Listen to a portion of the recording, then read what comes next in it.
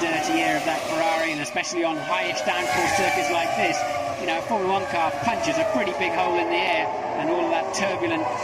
But look, Coulthard appears to have good speed in the middle. Again, could come to the white line. Can he pick up a bit of slipstream now? He's just about close up. Yes, he is homing in, and Michael Schumacher knows it, and he goes to the inside. Now we know Coulthard's better under braking, and he tries to go around the outside. Oh, don't get too close to him, Dave, for goodness sake, you'll be popped up in the air. But Coulthard, he knows he's got to show Michael Schumacher some muscle. But as I said earlier on in this race, Schumacher doesn't need to win this race. David Coulthard does.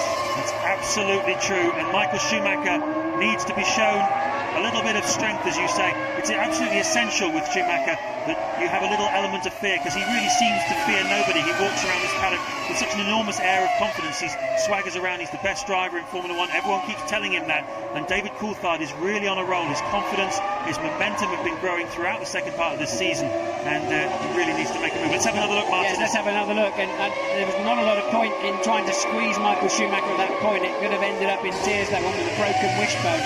But there's another view of it, and David really saying, hey, I'm coming after you. But I think he was pushing his luck, and he was yes, do that one more time, he says. And well, other gestures. I'm gesture, pretty impressed that Coulthard's got the presence of mind to be thinking about that as he's going around the outside trying to take the lead in the French Grand Prix.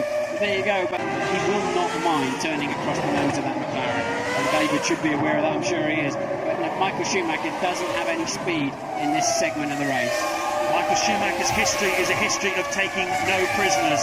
He's taken no prisoners in all the confrontations he's had wheel to wheel with David Coulthard down the years. There's been many an angry word exchange between the two of them. We think back to Spa in 1998. We think back to Argentina in 1998. They had to sit together on an aeroplane watching a video in order to calm each other down. They were at each other's throats. James, sorry to interrupt. Look, but this time David is going to get up the inside, surely. Yes, he is. And now he's got track position. He'll run Michael out. That was super stuff from Coulthard. He made Schumacher have to lift off, and can Hakkinen make good use of that now? And well, Michael holding his line, but David is really in. I wouldn't want to meet him this afternoon anywhere.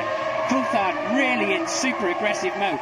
And you were listing the times they run into each other, but more recently Silverstone, and remember in Kuala Lumpur last year, it was always David that came off best in those type of situations, just like he did then. And did you notice that he wasn't satisfied in just passing him, he actually ran him off the road to make sure he had to get out of the throttle. Here it is again, take us through it, Martin.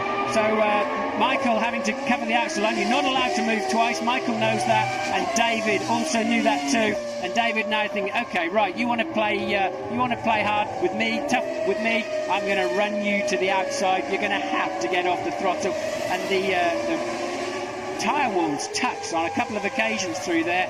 And I tell you, the Formula 1 cars don't have to look close when you're in that position. But look, they're touching again. Coulthard